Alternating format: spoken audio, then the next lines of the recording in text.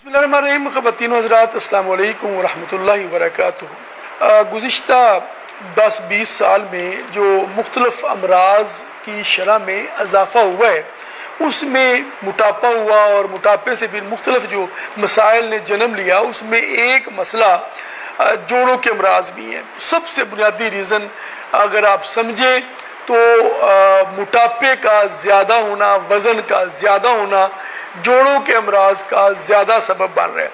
और इस जोड़ों के अमराज में सबसे जो ज़्यादा मसला नज़र आता है वो यूरिक एसिड की ज़्यादती नज़र आ रही है। हमने देखा कि पहले ख़ुद अपनी ज़िंदगियों में हमने तब्दीली होते देखी कि पहले जो घर में गोश्त बनता था वो हफ्ते में 1 या 2 दिन उसकी बना करता था। अब हमारे बच्चे, छोटी उम्र के बच्चे और बड़े लोग भी तकरीबन रोज़ गोश्त खाते हैं और सब्ज़ी के करीब भी नहीं जाते हैं। तो ये जो बैलेंस आउट हुआ है हमारी ग़िज़ा का, फिर जो वक्त बे वक्त खाना और कम सोना, ज़्यादा जागना, ये सारी जो चीज़ें हैं जिसमें ख़राबी पैदा हुई है, जिससे हमारा मेटाबॉलिज़्म ख़राब हुआ है, हमारा इस्तेहाला ख़राब हुआ है, जिसकी वजह से ये जो यूरिक एसिड है हमारे खून में एक केमिकल से कहते हैं प्योरीन होती है। प्योरीन बेसिकली ये यूरिक एसिड को बढ़ाने का सबब बनती है और ये ज़्यादातर जो प्रोटीन यानी कि गोश्त वाली ग़िज़ाएँ ज़्यादा इस्तेमाल करने की वजह से बढ़ती है। और जब हमारा मेटाबॉलिज़्म ख़राब हो जाता है, जब इस्तेहाला निज़ाम हज़म ख़राब हो जाता है, तो फिर हम जो अगर गोश्त का इस्तेमाल ज़्यादा कर रहे हैं, अंडा ज़्यादा खा रहे हैं, मछली का इस्तेमाल ज़्यादा करते हैं, तो फिर ये जो प्योरीन है ये इसकी मिकदार हमारे खून में बढ़नी शुरू हो जाती है।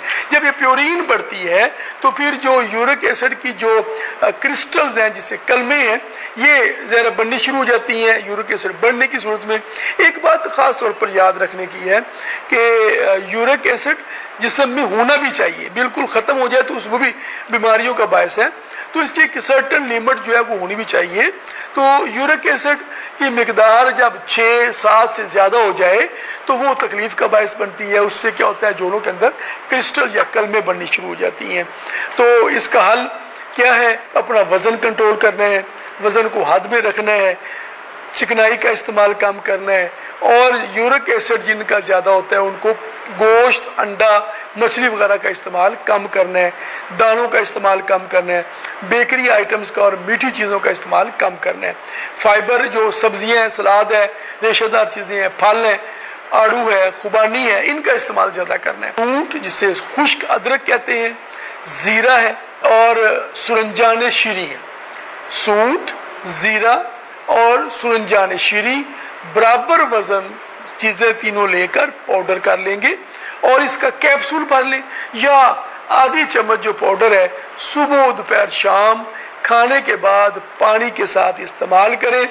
तो बेहतरीन एक दवाई है जो आपकी जोड़ों की सोजिश के लिए, जोड़ों के दर्द के लिए, यूरिक एसिड की ज़्यादती के लिए बेहतरीन चीज़ है। और ऐसे लोग जिनको जब रुकू सजदा करते हैं तो जो घुटनों से, टखनों से आवाज़ें निकलती हैं, क्रच की आवाज़ें आती हैं, उनके लिए एक बड़ी अल्लाह ताला ने एक बेहतरीन दवा रखी है जिसका नाम है असगंध नागौरी।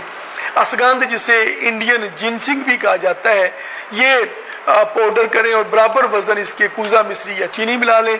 तो ये 1 चम्मच सुबह शाम दूध के साथ अगर इस्तेमाल करें, वो लोग जो उम्र बढ़ने की वजह से ये घुटनों के में आवाज़ें पैदा होने का शिकार हैं, या जिनको बहुत ज़्यादा चलने फिरने का मामलात होते हैं, उनका जॉब होती है, बहुत दौड़ भाग करनी पड़ती है, उनके लिए बड़ी फ़ायदेमंद चीज़ है।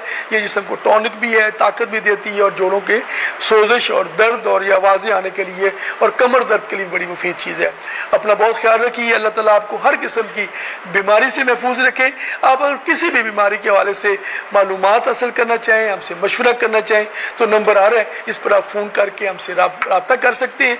इंशाअल्लाह हमारे माहिरीन आपको बर वक्त और बेहतरीन मशवरे से नवाजेंगे। बहुत शुक्रिया।